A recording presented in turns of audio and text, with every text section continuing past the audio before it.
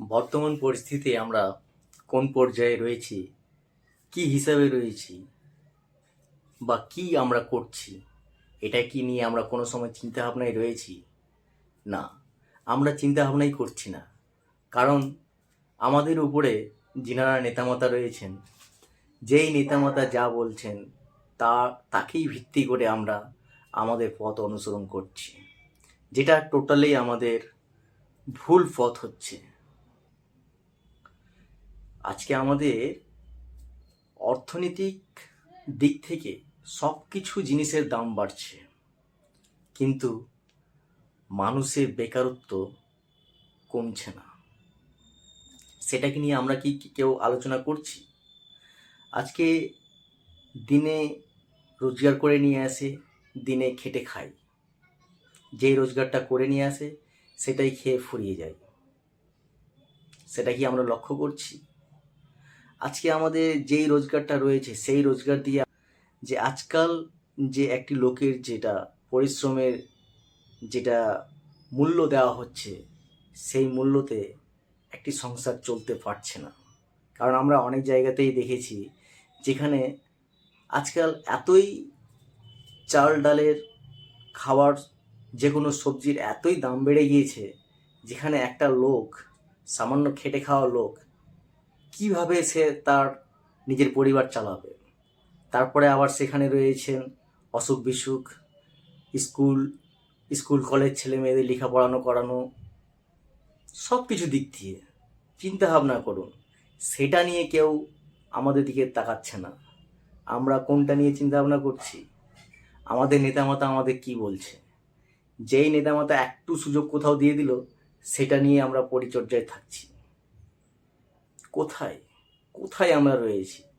আজকে আমাদের শিক্ষাটাকে আমাদের কোথায় নিয়ে গিয়েছে?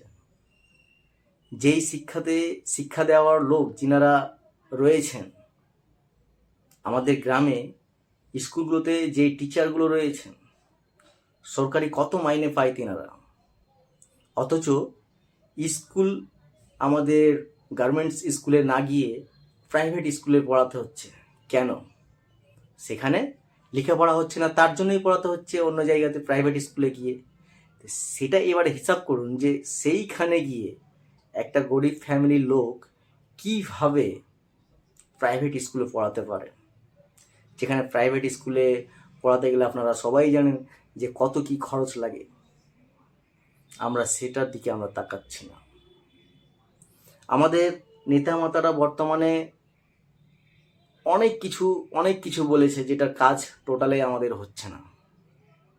কয়েকদিন পূর্বে দেখলাম যে আপনারা বাইরে থেকে চলে আসুন, বাইরে থেকে আসলে আপনাদেরকে এইভাবে টাকা দেওয়া হবে।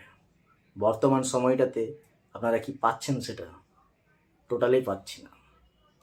কারণ সেটার পথটাকে আলাদা করে দিয়েছে, যে কে কিভাবে কেমন করে পাবে সেটা বলেছিল আলাদা, করছে আলাদা। কিন্তু আমরা আমাদের নিজের কোনো বুদ্ধি জ্ঞান আমরা লাগাচ্ছি না। আমরা নেতামাতা, ঠিক আছে, নেতামাতার কথা দিক দিয়ে চলতে হবে বটে, কিন্তু নেতামাতা কোন নেতা কি বলছে না বলছে সেটার দিকেও তাকাতে হবে আমাদেরকে, এবং নিজের দিকটার জন্য লড়াই অবশ্যই করতে হবে। কারণ আজকে যদি আমরা নিজের জন্য লড়াই যদি না করি, তাহলে আমাদেরকে পথভ্রষ্ট করে দেবে। যেখানে পরবর্তী জীবনে আমাদের মনে হচ্ছে যে আমাদের পরবর্তী লাইফটা, আমাদের ছেলে মেয়েদের লাইফটা নষ্ট পথে যাচ্ছে। কারণ আজকাল লেখাপড়া করেও সেই ছেলে মেয়েরা পথভ্রষ্ট হয়ে রয়েছে। কারণ সঠিক টাইমে চাকরি বাকরি নেই, সঠিক টাইমে কাজে লাগতে পারছেন না টাকার অভাবে। তাহলে আমাদের অর্থনীতিটা কিভাবে বদলাও হবে আর কি, সেটা তো চিন্তা ভাবনার বিষয় রয়েছে। সেদিকে তাকান। আজকে আমাদের যে কোনো নেতা নিজের জন্য লড়াই করছে, নিজের পার্টির জন্য লড়াই করছে। আমাদের আমাদের গরিব ভাই বোন দাদা দিদিদের আমাদের জন্য কি কথা বলছে? এদিক দিয়ে চিন্তা ভাবনা করার বিষয় আছে। অবশ্যই চিন্তাভাবনা করবেন, কারণ আজকাল সময়টাও চেঞ্জ হয়ে গেছে, প্লাস যে হিসাবে আমাদের দেশের এগোনোর কথা ছিল, আজকে বেকারত্ব শেষ হওয়ার কথা ছিল, সেই জায়গাতে আরও বেকারত্ব আমাদের বেড়ে গিয়েছে। এদিকটায় আমাদেরকে ধ্যান দিতে হবে।